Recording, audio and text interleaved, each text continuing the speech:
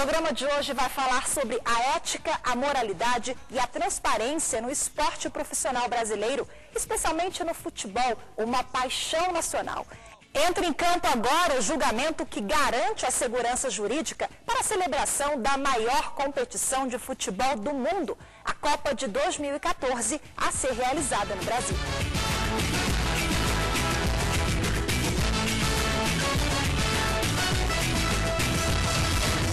O programa Grandes Julgamentos do STF de hoje é sobre a decisão do plenário que manteve a validade do Estatuto do Torcedor, uma lei criada para regulamentar as competições e proteger o torcedor brasileiro.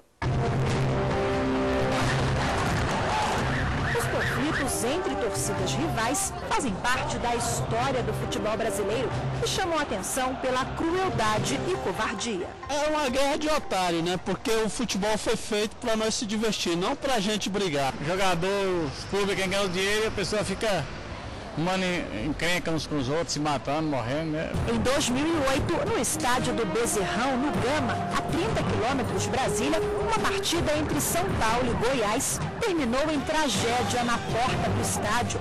A briga entre torcidas rivais teve início antes mesmo do jogo começar. O torcedor são paulino, Milton César de Jesus, de 26 anos, estava no meio da confusão, foi baleado por um policial militar que tentava acabar com o confronto. A violência que mais impressiona é a covardia, entendeu? Porque a partir do momento que você consegue se proteger de uma forma leal,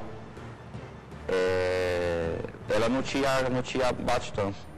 O que mais eu fiquei assim impressionado foi em 95, na final da Supercopa São Paulo, né? Que o Palmeiras foi para a final contra o São Paulo, o Pacaembu estava em reforma e havia muita pedra e tudo e não tinha policiamento suficiente. E no final do jogo, as torcidas quebraram os alambrados, tudo, e uma foi para cima da outra, com pau, pedra, e onde foi que mataram lá o rapaz, a paulada, né? Quando eu vou no estádio, eu coloco a minha camisa do Vasco por baixo e lá dentro do estádio que eu tiro, né? A outra por cima para mostrar que se a gente sair com a camisa lá, o torcedor pega a gente e bate. Eu acho uma imbecilidade. Esporte não é para violência.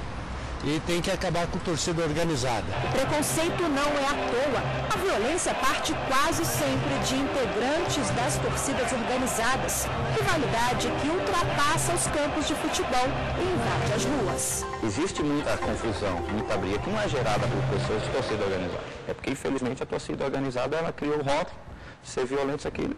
A imprensa não vem aqui na sede do Gaviões quando a gente está fazendo a campanha do agasalho, quando a gente está fazendo a campanha de doação dos ovos, quando a gente está fazendo a campanha de doação de sangue.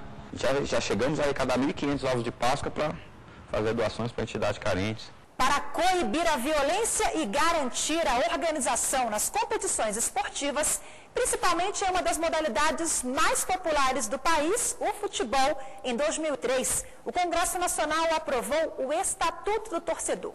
Alguns anos mais tarde, em 2010, a lei ganhou um complemento que trouxe novas regras e mais punições.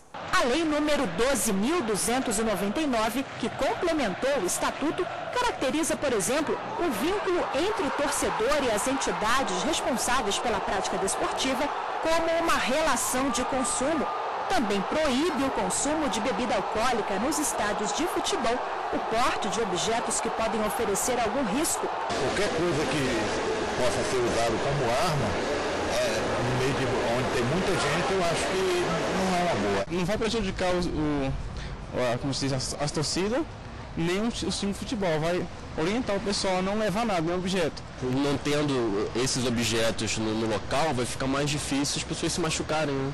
E responsabiliza o torcedor e até o clube em casos de tumultos e agressões envolvendo a torcida. A 12 dos anos 99, ela teve a pretensão de regulamentar as torcidas organizadas, tornar obrigatório que essas torcidas organizadas tenham um cadastro constante dos seus torcedores, dos integrantes dessas entidades, né, que se organizam sob a égide de uma torcida organizada.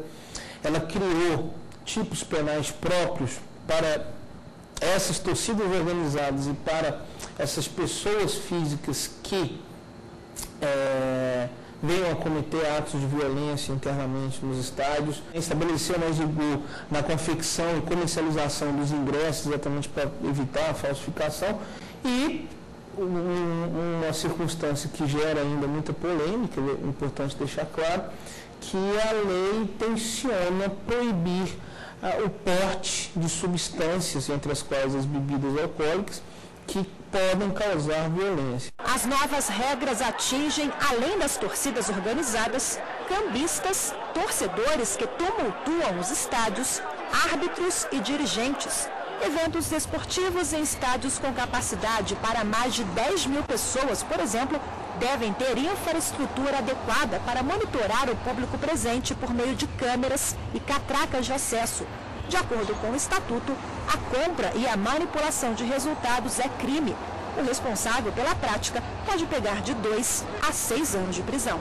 Há uma conscientização maior, sim, por parte das diretorias de torcida, e também houve essa conscientização dos próprios associados para saberem que qualquer tipo de atitude negativa que eles venham a cometer, a entidade vai estar pagando por isso. As leis estaduais, elas já vinham sempre fazendo esse tipo de fiscalização. É porque o Estatuto Torcedor, ele surgiu para oficializar o Brasil inteiro esse tipo de mudança. Apesar do Estatuto proteger o torcedor e impor normas para regulamentar o esporte profissional no país, os dirigentes de clubes argumentavam que a lei era inconstitucional. O PP, Partido Progressista, com o apoio de 20 clubes, entrou com uma ação no Supremo para derrubar a validade da norma. A ação direta de inconstitucionalidade foi proposta em 2003. O PP contestava 29 pontos do Estatuto do Torcedor. De acordo com a legenda, a lei afrontava a liberdade de associação e, sobretudo, a autonomia desportiva. Todos os entes esportivos têm a natureza jurídico-privada. Não depende de autorização pública para sua constituição. Não atuam por concessão, permissão ou autorização do poder público. São regras voltadas para a segurança quanto à legitimidade, à lisura do resultado. O Estatuto poderá colocar para escanteio a nefasta figura caricata do Cartola. Vamos agora para um rápido intervalo, mas não saia daí, porque no próximo bloco você vai acompanhar todos os debates desse processo no plenário do Supremo.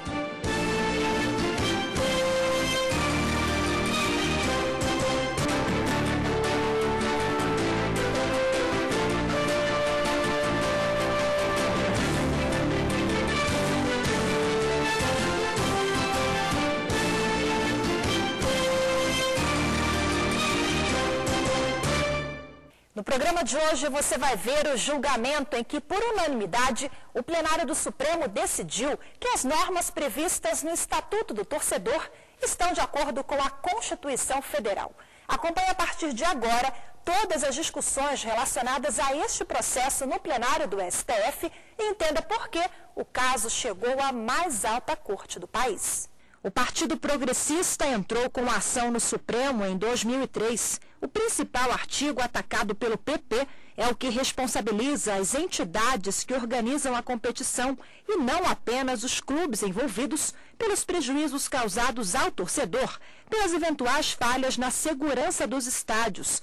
A legenda também argumentava que o Estatuto fere o princípio constitucional da autonomia desportiva, ao criar regras para a atuação dos clubes. É preciso ter presente com cessa vênia que todos os entes esportivos têm a natureza jurídico-privada.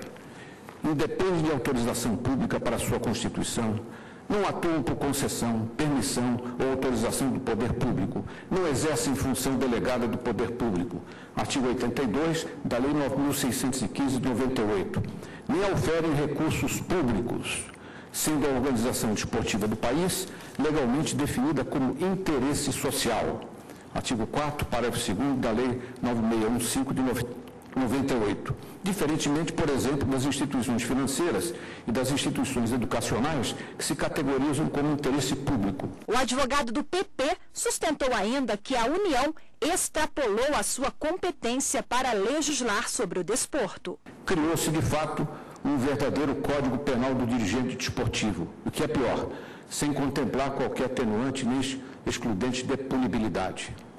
Impõe destacar ainda que a destituição ou a suspensão por 6 meses, prevista nos incisos 1 e 2 do 37, agravada com afastamento compulsório, parágrafo 3º, são penalidades que infringem o chamado princípio de vedação de excessos. O advogado-geral da União, Luiz Inácio Lucena Adams, fez sustentação oral em prol da manutenção da lei. Ele reforçou a posição de que o Estatuto não viola a independência das entidades, apenas garante uma organização mínima aos eventos. Então, são regras voltadas para a segurança do torcedor, são regras voltadas para a segurança quanto à legitimidade, a lisura do resultado, é o que estabelece, por exemplo, no sorteio dos árbitros e não numa escolha combinada. É nesse sentido, por exemplo, que o artigo 19 vem. Ele não cria uma sanção, ele cria um dever de indenização. Ele cria uma regra civil de indenização objetiva para aqueles dirigentes que causaram, por ação ou omissão, o dano ao torcedor. E depois das defesas, o então presidente do Supremo, ministro César Peluso, relator do processo, ressaltou que, ao propor o texto do Estatuto do Torcedor, a União apenas exerceu a competência prevista na Constituição Federal. A lei não cuida de particularidades nem de minudências que pudessem estar reservadas à dita competência estadual concorrente não cumulativo suplementar do artigo 24, parágrafo 2º da Constituição.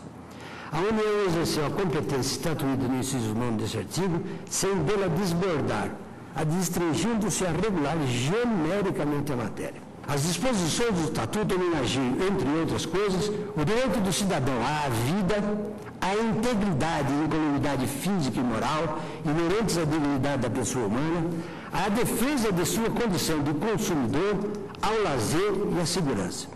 Não me impressionam, por isso, os argumentos ad terrorem desfiados, segundo os quais muitos incidentes lamentáveis, obriga em estádios, violência, morte e barbárie entre torcidas, decorreriam da vigência do Estatuto.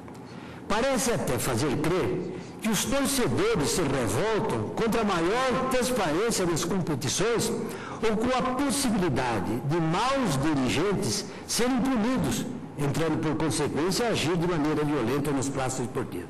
O Estatuto poderá colocar para escanteio a nefasta figura caricata do Cartola, cuja definição dos dicionários é de dirigente de clube ou de qualquer entidade esportiva, visto geralmente como indivíduo que se aproveita da sua posição para obter ganhos e prestígio. A decisão do Supremo foi unânime. Para a Corte, todos os artigos do Estatuto do Torcedor estão de acordo com a Constituição, mesmo aqueles pontos mais rígidos, mais polêmicos, como, por exemplo, a previsão de responsabilidade solidária dos dirigentes ou das associações esportivas em casos de prejuízos aos torcedores. Ele visa assegurar ao torcedor o exercício da sua paixão com segurança, o máximo da segurança possível. E isso implica necessariamente imputar responsabilidade aos organizadores dos eventos desportivos. Há tantos instrumentos de defesa desses dirigentes, como Vossa Excelência também destacou, que essa responsabilidade vai ser apurada casuisticamente, já era antevista pelo próprio Código Civil, antes mesmo do Código de Defesa do Consumidor. Acho que esses instrumentos todos, eles fazem com que efetivamente se mantenha a rigidez da norma, porque sob o ângulo formal eu entendo que efetivamente esses dispositivos se encartam na competência da União para legislar sobre desporto e de forma alguma tem interferência na vida interna corpus das entidades associativas. Veja que no esporte internacional, essa é mais ou menos a regra. Tanto é que se cancelam jogos, quer dizer, pune-se às vezes o país, pune-se um determinado clube, né, de forma geral, por ali ter se verificado atos de vandalismo, como ocorria, por exemplo, no futebol europeu, no futebol inglês. Pune-se o local, o estádio. Ele deixa de ser palco, por exemplo, de atividades esportivas internacionais. Durante o julgamento, os ministros ressaltaram que o Estatuto do Torcedor é uma lei que regulamenta todo o esporte profissional brasileiro, mas acaba atingindo principalmente aquele que tem maior repercussão e, consequentemente, atrai o maior número de torcedores. O mais popular dos esportes em todo o planeta é o futebol. Pelo refinamento artístico em que consiste o futebol, sobretudo aqui no Brasil. Hoje do vôlei, que coloca tão bem o Brasil no cenário internacional, elas significam a concentração de multidões em determinados espaços físicos, sob um clima de acirramento de ânimos, né, de revelação de impulsos emocionais que realmente tocam os debruns do apaixonamento, da paixão. E aí entra o item da segurança, da saúde, da incolumidade física de cada torcedor. E segurança é outro setor constitucional. Se é verdade que, como disse o Nelson Rodrigues, o Brasil é a pátria de chuteiras, o torcedor é o cidadão que usa essas chuteiras e, por isso mesmo, como tudo que diz respeito ao cidadão e à cidadania que se exerce no espaço público, admira-se, evidentemente, nos termos, aliás, do artigo 17, o tratamento normativo competente. Não seria admissível que nós tivéssemos num campeonato nacional, por exemplo, disciplinas diversas sobre essa temática envolvendo o chamado aqui direito do consumidor, utente, né, espectador e as responsabilidades dos eventuais apresentadores, prestadores. Portanto, isso exige uma disciplina uniforme. O Estatuto promete valorizar o torcedor e o futebol brasileiro. Para garantir a paz nos estádios, a lei proíbe a entrada de torcedores com bandeiras e símbolos com mensagens ofensivas, o consumo de bebidas alcoólicas e o uso de fogos de artifício. O texto também possibilita a abertura de processo civil e criminal contra torcedores que invadirem o campo. Mas, apesar das responsabilidades, o torcedor também sai ganhando. A partir de agora, ele terá garantia de segurança no local do evento esportivo antes, durante e depois da realização das partidas. Tem também garantia de acessibilidade, acomodações adequadas, entre outros benefícios. A Constituição diz que a legislação se fará num sentido protetivo. É o que faz essa lei. Protege o torcedor consumidor. A autonomia imposta pela Constituição, ou preservada, ou garantida pela Constituição, é quanto à organização e o funcionamento dessas instituições. Não é autonomia para ditar as regras do jogo.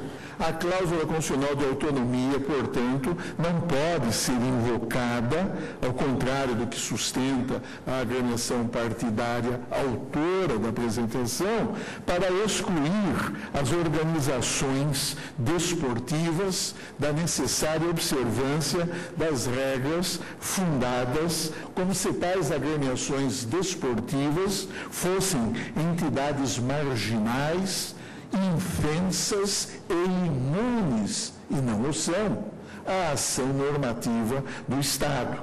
Todos os ministros do Supremo Tribunal Federal entenderam que o Estatuto do Torcedor é uma lei criada em 2003 com o objetivo de combater a violência em eventos esportivos.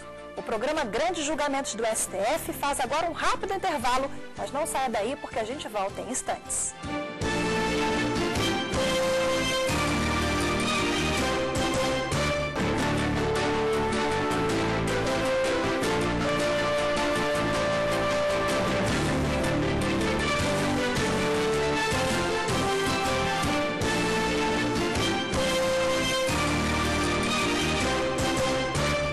O programa Grandes Julgamentos do STF de hoje é sobre a decisão do Supremo que declarou a constitucionalidade do Estatuto do Torcedor.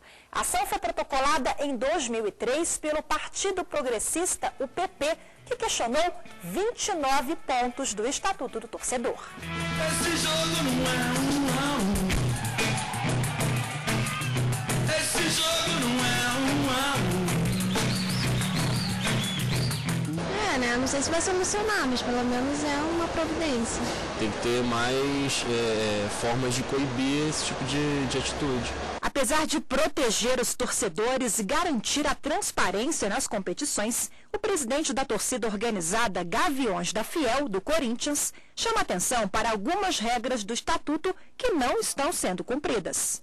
A lei, ela foi alterada, mas dentro do estádio não é o que realmente acontece hoje. Por exemplo, se você for buscar uma alimentação dentro do estádio hoje, você tem uma comida cara, que não tem qualidade, entendeu? Posso estar um cachorro-quente a R$5, entendeu? Então não tem condição de você pagar um cachorro-quente hoje a R$5, que nem quente é, um cachorro-quente frio, que você não sabe nem quando é que ele foi fabricado, entendeu? Você vai tomar uma água, um copo de água R$3, um picolé R$4, R$5, entendeu? Então a lei, ela existe, no sentido da alimentação, por exemplo, mas ela não funciona. A questão do ouvidor também. O ouvidor, muitas vezes você procura o ouvidor, ele não está no estádio. Ou então inventam, ele saiu. Muitas vezes você não sabe a sala que o ouvidor está.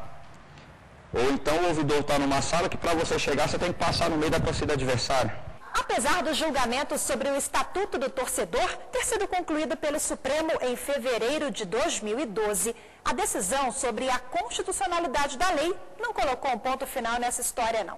Isso porque o Congresso Nacional pode voltar a discutir um ponto polêmico do Estatuto que terá forte impacto na Copa do Mundo de 2014. Os parlamentares discutem a aprovação de um dispositivo na lei que deve permitir a venda de bebidas alcoólicas nos estádios, mesmo que apenas durante a Copa. Apesar de ser contra o que diz o Estatuto sobre esse assunto, a chamada Lei Geral da Copa vai regulamentar os jogos do Mundial no Brasil e a venda de bebidas nos estádios durante as competições faria parte de um acordo firmado entre o país e a FIFA. Dependendo da decisão do Congresso, essa regulamentação também pode ficar a cargo dos governos estaduais. O importante é que este Mundial nos traga uma consciência e uma mudança de comportamento. Eu acho que seria muita presunção da nossa parte, brasileiros, achar que nós iremos modificar o comportamento do Mundial, daquelas pessoas que vêm assistir esses jogos aqui no Brasil. Agora, o que é mais importante para nós, enquanto brasileiros, é o legado que esses jogos da Copa do Mundo irão deixar para nós.